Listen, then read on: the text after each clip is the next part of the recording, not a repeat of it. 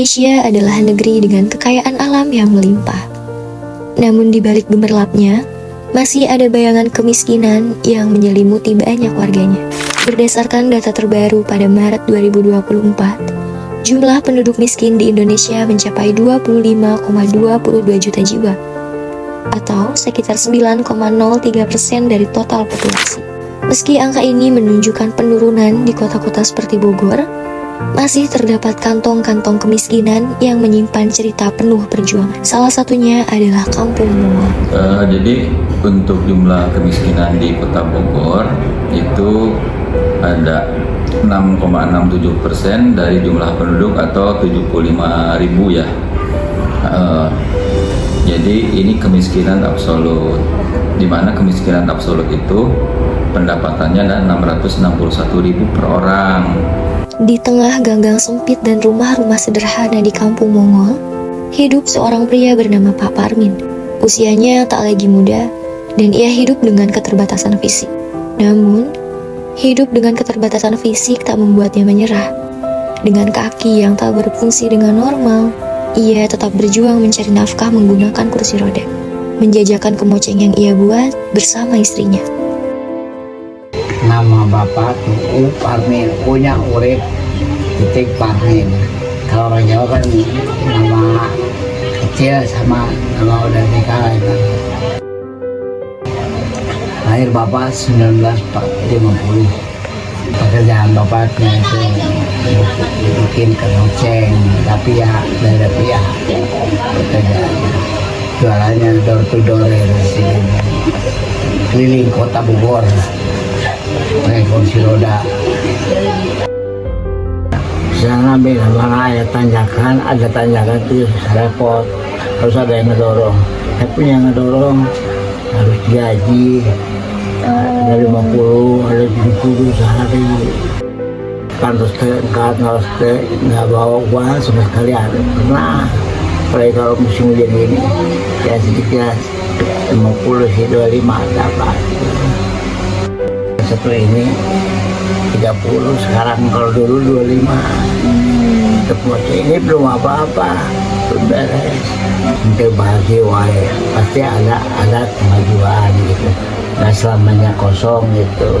Kita harus tambah, kita udah dari dulu, dari tahun 90 saya bekerja di ini. Saya binaan paling tua, binaan sosial di Kota Bogor.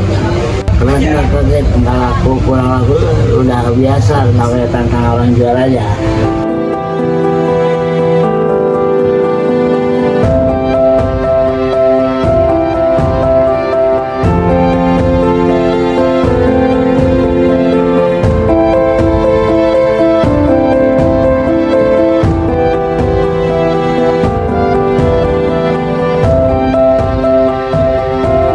Terik matahari tak pernah menyurutkan semangat Pak Parmin.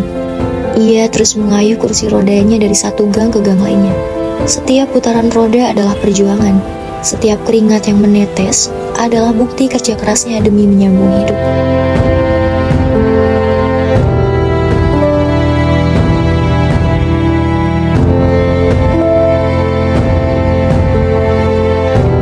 Bagi Pak Parmin, kemoceng-kemoceng ini bukan sekedar barang dagangan, tetapi juga sebagai simbol dari ketekunan dan perjuangannya melawan kemiskinan.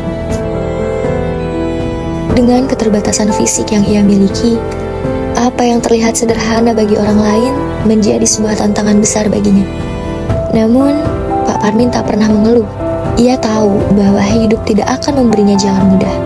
Dari Pak Parmin kita belajar untuk terus semangat berjuang. Meskipun dunia tampak tidak adil, namun selama kita berusaha, harapan akan selalu ada.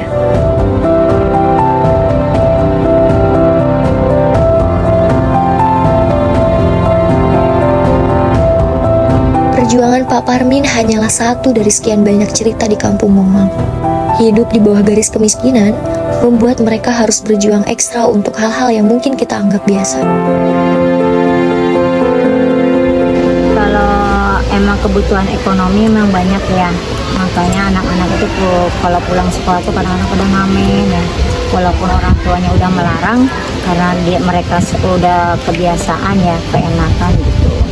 buat dia jajan atau apa, kan orang tuanya juga sama, karena mereka dagang tuh kalau lagi ada kan penghasilannya, kadang-kadang dia dagang nggak laku, atau yang ke jalan pun kadang-kadang ada yang ngasih ada yang enggak gitu.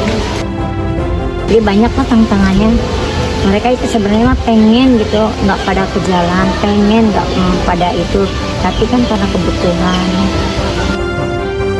Kalau bantuan dari pemerintah mah ada Neng, karena kan itu mereka dapat PKH ya.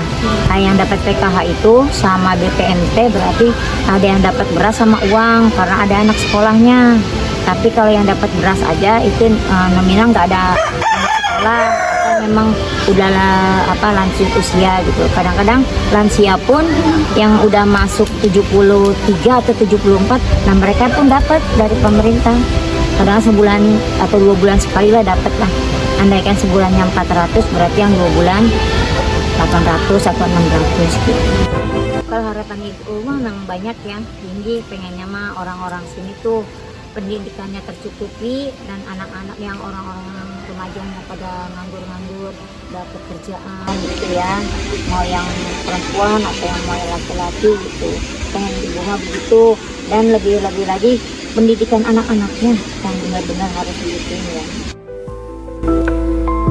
Kisah Pak Parmin dan warga kampung Mongol adalah pengingat bagi kita semua bahwa di balik gemerlapnya kota, masih ada sudut-sudut yang membutuhkan perhatian lebih.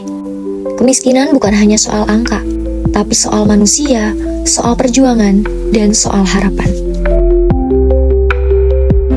Jadi kalau pengentasan kemiskinan itu kan ada 3 strategi. Yang pertama adalah pengurangan beban kakak miskin itu. Yang kedua peningkatan pendapatan. Yang ketiga pengurangan kantong-kantong kemiskinan melalui bantuan infrastruktur, misalkan rumah tidak layak huni diperbaiki gitu. Kemudian jalannya, nah itu bukan ranah kami ya, bukan ranah dinas sosial. Yang menjadi ranah dinas sosial itu paling strategi 1 atau 2. Yang pertama adalah pengurangan beban masyarakat, misalkan kakak miskin itu kekurangan beras. Nah, kami support dengan bantuan beras. Jadi kebutuhan dasar untuk mengurangi beban mereka, itu yang strategi pertama. Yang kedua adalah strategi peningkatan pendapatan. Nah, ini kami sedang melakukan pelatihan keterampilan dalam bingkai program yang namanya Berlari, singkatan dari berkarya dan melangkah untuk mandiri, bekerjasama dengan narasumber, di mana narasumbernya ini bisa menyerap produk yang dari dilatih. Misalkan mereka membuat kerajinan kulit, membuat tas laptop. Nah, mereka buat, kemudian juga nanti dipasarkan di narasumber. Sistem ayah angkat dan bapak angkat melalui pengusaha sebagai narasumbernya. Itu strategi kedua. Mungkin itu 2 strategi dari dinas sosial untuk mengurangi kemiskinan. Samping dinas sosial juga bekerja sama dengan lembaga-lembaga sosial yang peduli, misalkan ada dari komunitas perempuan peduli sosial gitu. Kita mungkin tidak bisa mengubah segalanya dalam sekejap. Namun, dengan perhatian dan kepedulian, kita bisa membuat perbedaan sekecil apapun itu. Karena pada akhirnya, kemiskinan bukan hanya tentang apa yang tidak bisa mereka miliki, tetapi juga tentang apa yang bisa kita lakukan untuk membantu mereka meraih kehidupan yang lebih baik. Jadikanmu lebih dari dewasa, senyumlah, syukuri hidupmu,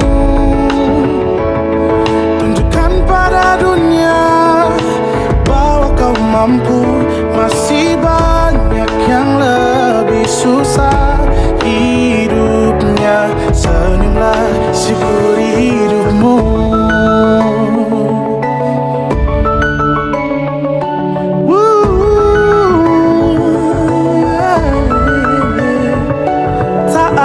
Satupun manusia